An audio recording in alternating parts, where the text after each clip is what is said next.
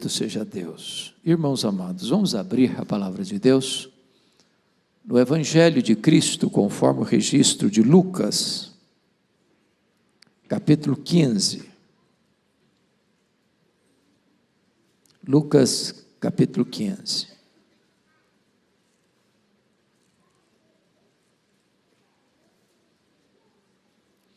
Nós faremos a leitura a partir do verso 25 até o verso 32.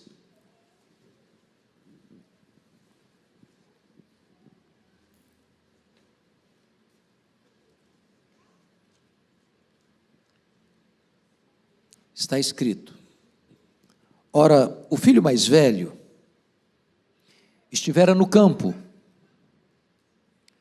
e quando voltava, ao aproximar-se de casa, ouviu a música e as danças. Chamou um dos criados e perguntou-lhe que era aquilo. E ele informou: Veio teu irmão, e teu pai mandou matar o novilho cevado, porque o recuperou com saúde. Ele se indignou e não quis entrar.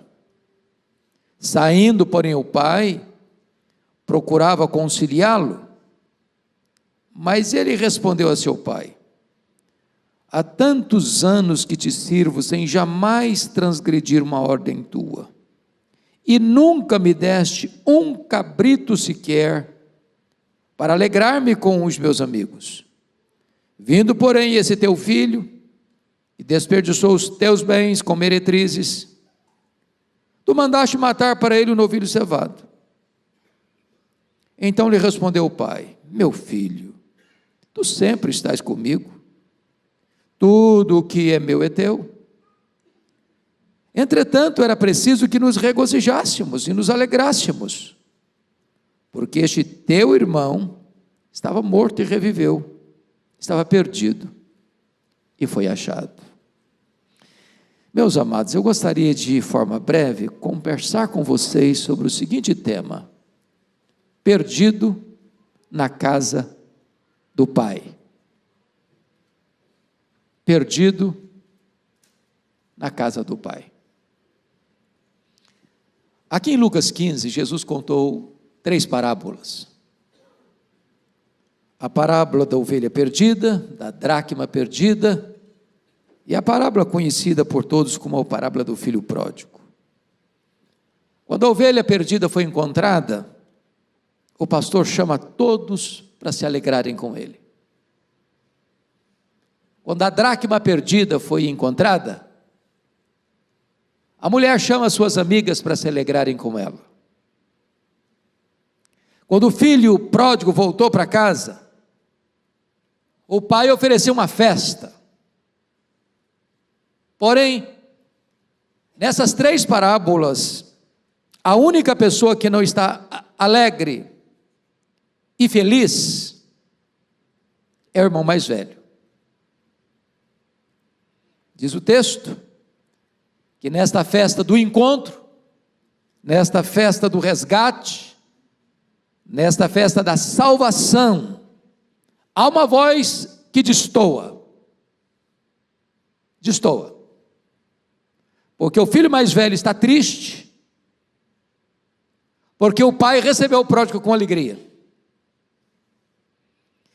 Ele está irado, porque o pai foi misericordioso com o pródigo que voltou. E ele está do lado de fora de casa, porque o pródigo está do lado de dentro de casa. Aqui, irmãos, há um grande perigo que Jesus adverte. O contexto está bem claro no capítulo 15, versos 1 e 2.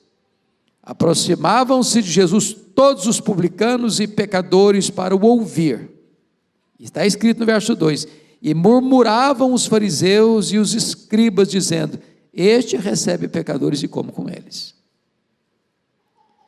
Então, nesta parábola, chamada a parábola do filho pródigo, os escribas e fariseus representam este filho mais velho.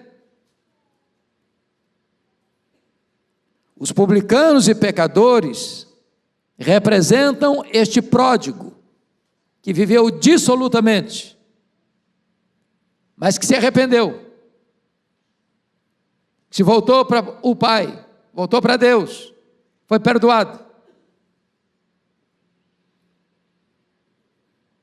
Então, a grande pergunta hoje: onde entra a foto da nossa vida? Em que moldura? Em que moldura? Do pródigo que voltou? Ou do mais velho? Que, embora vivendo na casa do pai, encerra a história do lado de fora da casa do pai. Então, eu gostaria que nós pudéssemos observar aqui alguns princípios. Primeiro, o filho mais velho vive dentro da casa do pai, mas desobedece os dois principais mandamentos da lei de Deus. E a pergunta é: quais são os dois principais mandamentos da lei de Deus? Amar a Deus e ao próximo. O pai na parábola aqui representa Deus. O irmão representa o próximo. Esse filho mais velho, que é uma espécie de retrato dos escribas, dos fariseus, daqueles que se acham melhores, mais justos, mais dignos, eles estão na casa do pai, mas eles estão perdidos na casa do pai, porque não amam. Ele não ama nem o pai, e ele não ama o irmão. Meus irmãos, há um risco muito grande das pessoas estarem na igreja,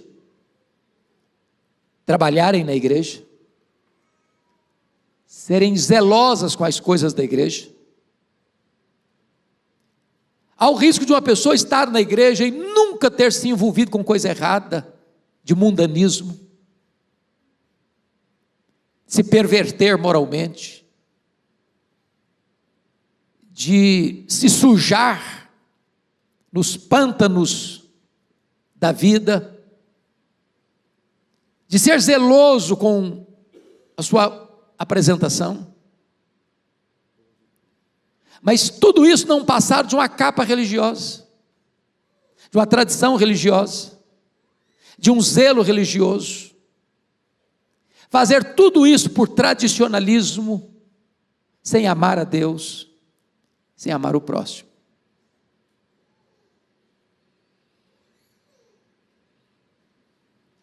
Segundo lugar, esse filho mais velho, ele vive na casa do pai, mas está confiando na sua própria justiça.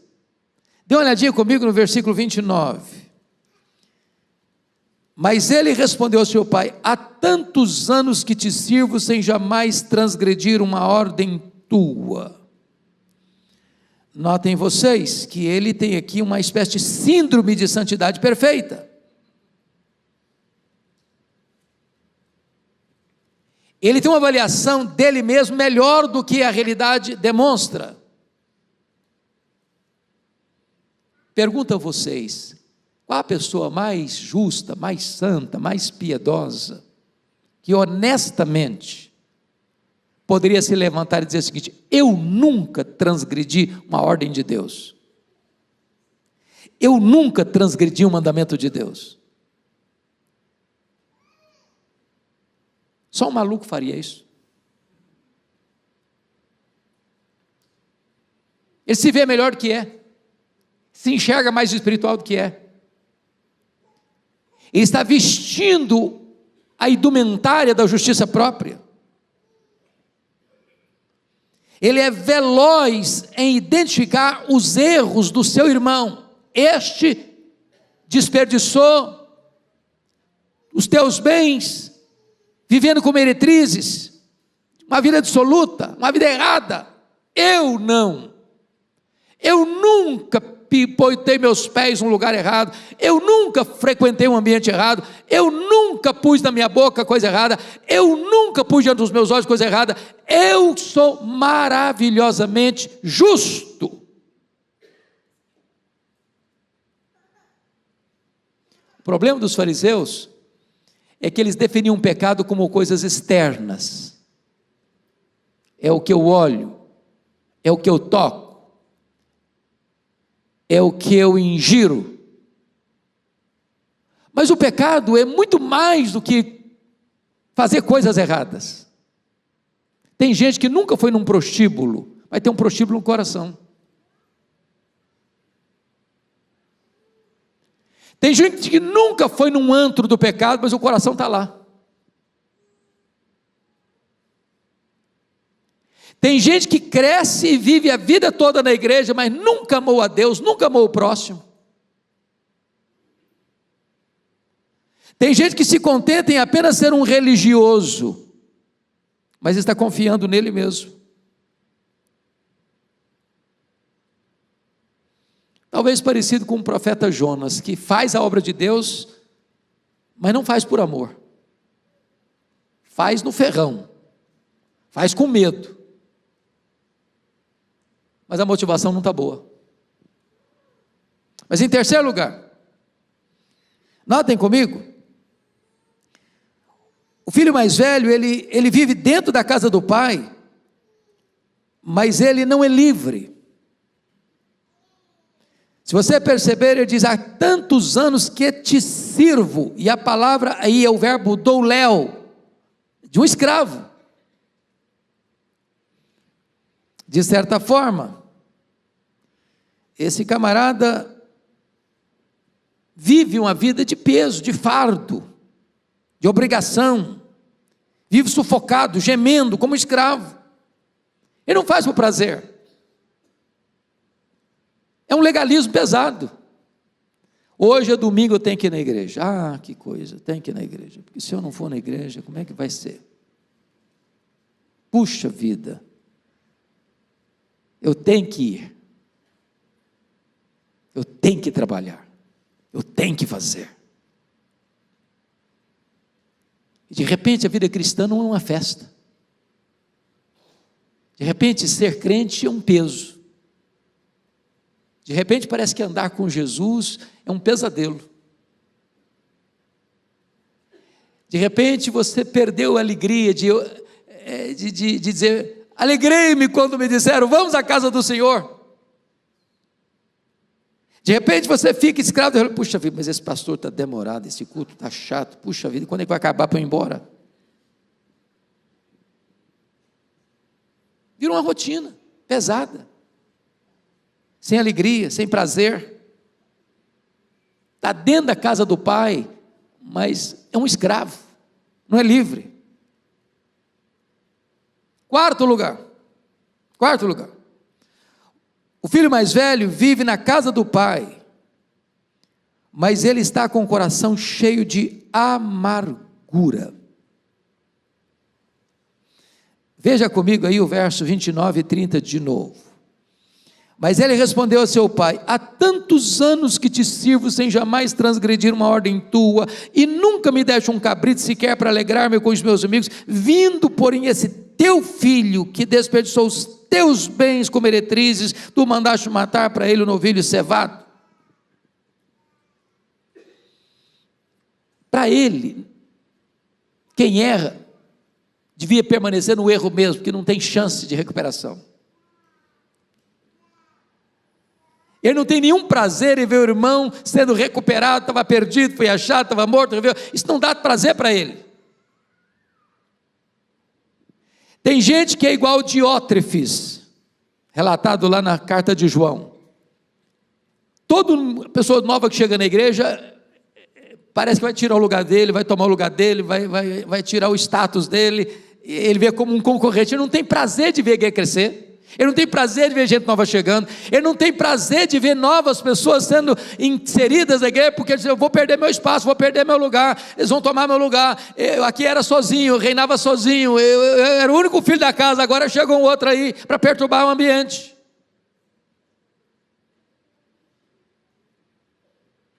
Na sua religião não existia oportunidade de restauração para as pessoas. Mas mais, ele se sente injustiçado pelo pai. Olha, eu a vida inteira eu te sirvo. Nunca me deste um cabrito para me legar com os meus amigos. Agora, esse aí, teu filho, não fala meu irmão não, esse teu filho, não é meu irmão não.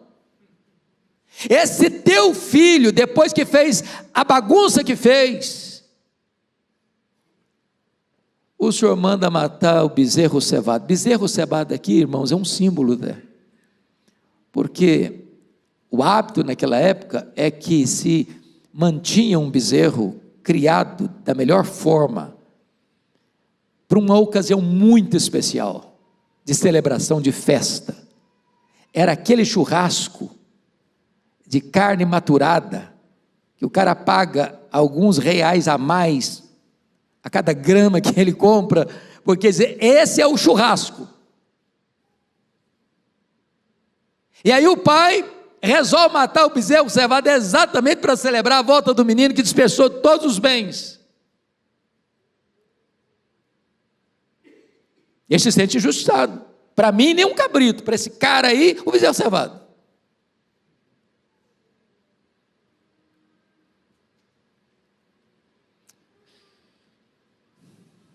Se você perceber, a postura dele, esse teu filho, ele está dizendo o seguinte: comigo esse cara não tem comunhão. Ele é só teu filho, ele não é meu irmão. Não há espaço na agenda dele para amar, não há espaço na agenda dele para perdoar, não há espaço na agenda dele para acolher, não há espaço na agenda dele para trazer de volta e dar uma segunda chance. É uma religião legalista, pesada, sem amor, sem graça, sem perdão. Agora, vamos entender uma coisa. O ódio ou a indiferença que o irmão mais velho sente pelo irmão mais novo, o pródigo, aos olhos de Deus, não é menos grave do que a vida dissoluta que o irmão viveu. Querem um exemplo? Querem um exemplo? Vá comigo lá para Gálatas, depois você volta para cá, para Lucas. Vai lá para Gálatas comigo, só um pouquinho para a gente ler sobre isso. Gálatas capítulo 5.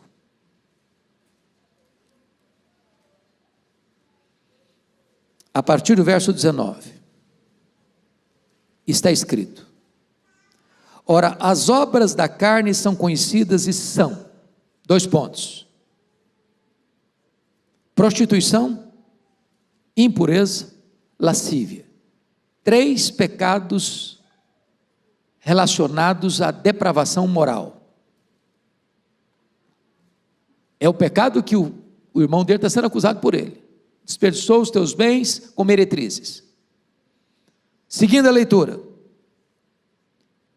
idolatria, feitiçarias, 2 pecados no que tange a questão de culto, de adoração, de vida religiosa.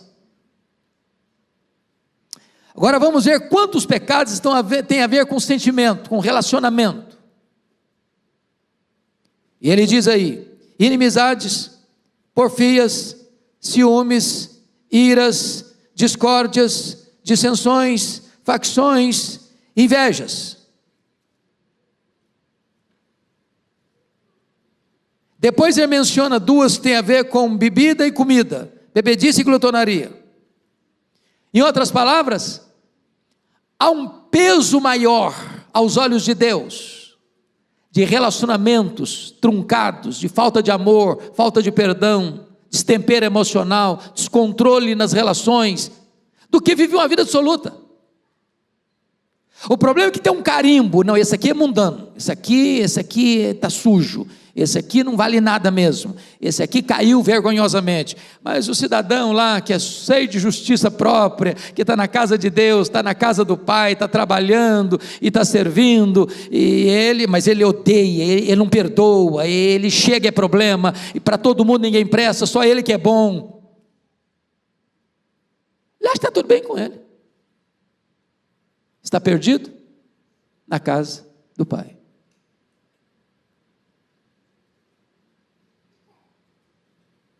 Se você perceber, o ressentimento dele isola-o não só do irmão, isola-o também do pai. O filho pródigo está voltando, coração arrependido, nem quer ser chamado de filho, trata-me como os teus trabalhadores. Ele ensaia o discurso de pedir de perdão, e quando ele corre na direção da casa do pai, o pai o avista de longe, corre na direção dele, o abraça, o beija, coloca a sandália nos pés, coloca a roupa nova, coloca anel no dedo, e manda festejar, vamos celebrar, vamos nos alegrar, porque este meu filho estava perdido, e foi achado, estava morto e reviveu. O mesmo pai que sai na direção do pródigo, sai na direção do filho mais velho, para conciliá-lo. O filho pródigo aceita ser recebido, o filho mais velho se recusa a entrar em casa. Jesus dá uma reviravolta nessa história,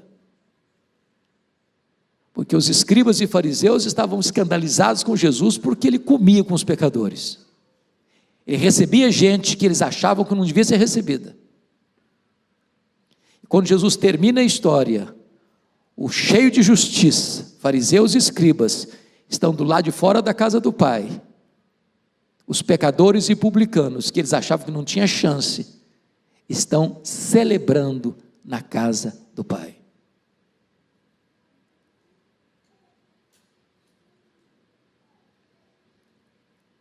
Se vocês perceberem comigo, voltando para Lucas 15, notem comigo o versículo 31. Então lhe respondeu o pai: meu filho, tu sempre estás comigo, tudo que é meu é teu, tu sempre estás comigo. Em outras palavras, o filho mais velho estava na casa do pai, mas vivendo solitariamente. Agora há pouco, eu e o pastor Erival estávamos conversando no gabinete sobre a questão de tratamentos acerca de Deus. Ele tem o mesmo problema que eu, e eu tenho o mesmo problema que ele. Eu fico muito constrangido quando eu canto uma música me referindo a Jesus ou a Deus como você. Constrangimento. Tem muita música hoje que trata Jesus como um namoradinho, parece que faz assim uma relação de intimidade. Quando eu vou para a Bíblia, eu não encontro isso. As pessoas que andaram mais perto de Deus se referiram a Deus de uma maneira muito reverente. Senhor, soberano.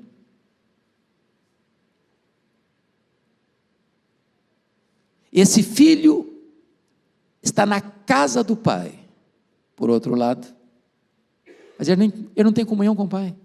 Meu filho, eu sempre estive contigo, mas o filho nem sempre esteve com o pai.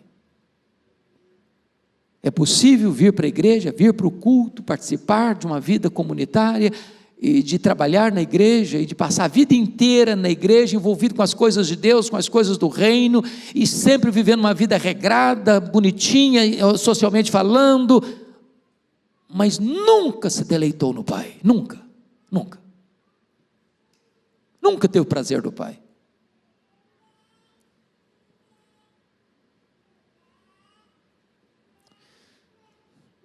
Notem mais, sexto lugar,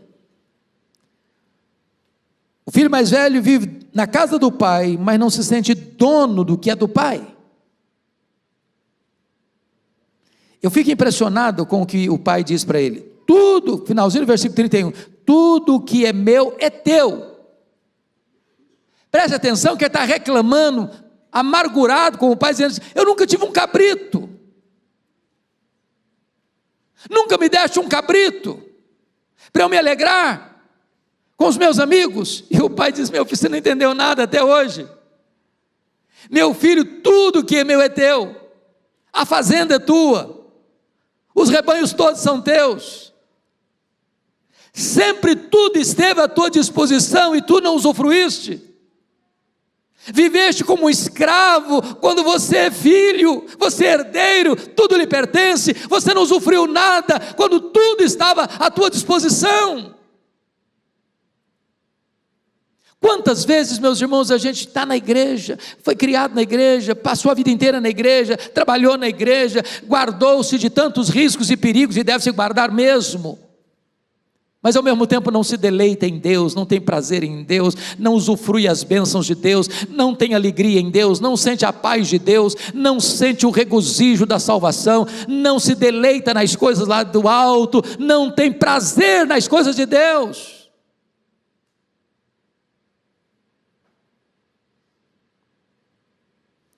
A Bíblia fala que Jesus trouxe para nós vida abundante. A Bíblia diz que Jesus tem água viva. A Bíblia diz que Jesus tem a suprema grandeza do seu poder. A Bíblia diz que nós temos a paz que excede todo entendimento. A Bíblia diz que nós temos uma alegria indizível e cheia de glória. A Bíblia diz que o próprio Deus é a delícia da nossa alma. E quantas vezes o crente está vivendo uma vida assim, murcha, árida, seca, pesada, legalista, perdido na casa do Pai. Crente que nunca celebrou, nunca festejou, nem um cabrito sequer.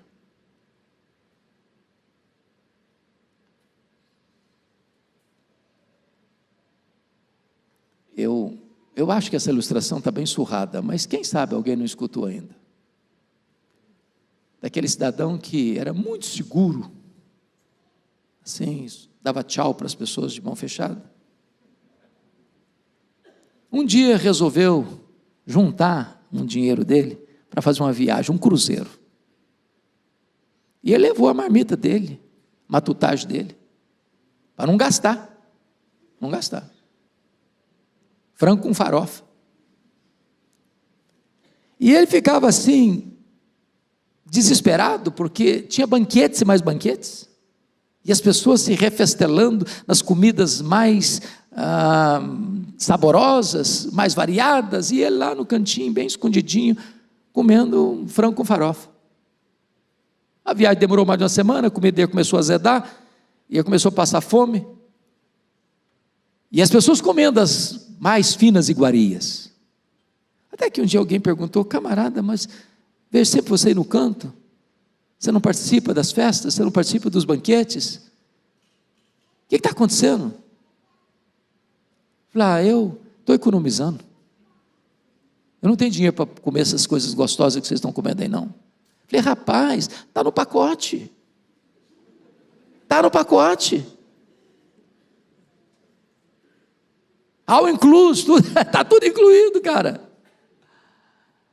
Meus irmãos, tem gente que já fez parte do banquete da salvação, você já tem a vida eterna, você já é filho de Deus, você já é herdeiro de Deus, você já é dono de tudo, e está vivendo como escravo, passando fome, comendo farofa vencida, quando tudo é seu. Meu filho, tudo que eu tenho é seu. Você está reclamando de um cabrito, os cabritos todos da fazenda são tudo teus.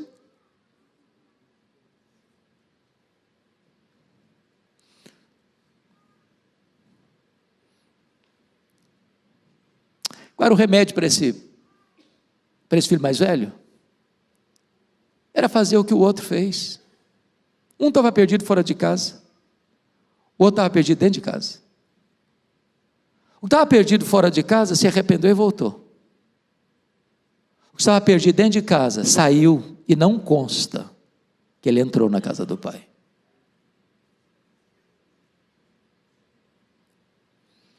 Jesus deixou esse suspenso para você e para mim. Jesus não terminou a parábola. Eu não sei se ele entrou, se ele não entrou, se ele ficou do lado de fora. Mas sabe por que Jesus não deixa isso, ou deixa isso em suspenso, ou deixa em aberto, e não diz se entrou ou se não entrou? Porque este filho mais velho está aqui hoje. Ele está presente aqui. Mas ele não está presente aqui entre nós.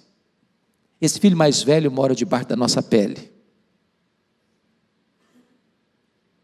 o coração dele bate no nosso peito, o sangue dele corre em nossas veias. E a pergunta é: e você? Vai entrar para a casa do Pai? Vai celebrar com o Pai? Vai receber seu irmão? Vai festejar a festa da reconciliação? Essa resposta eu não posso dar.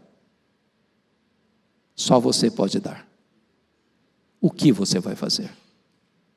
Feche seus olhos, curva sua fronte, coloque a sua vida diante de Deus.